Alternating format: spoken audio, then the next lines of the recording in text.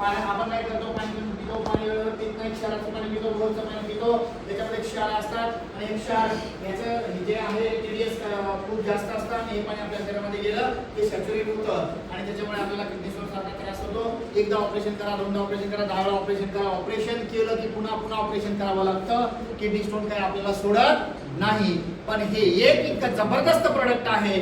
या प्रोडक्टचा वापर तुम्ही लोकांनी जर 6 महिने सातत्याने केलं, पावडर 1 चमचा पावडर सकाळी 200 ml पाणी म्हणजे 1 ग्लास पाणी, ओके, 1 चमचा पावडर 1 ग्लास पाण्यामध्ये टाकायची, मंद आचेवर उकळायचं, अर्धा ग्लास झालं की ते पाणी चहा सारखं काळा करून त्याला प्यायचं.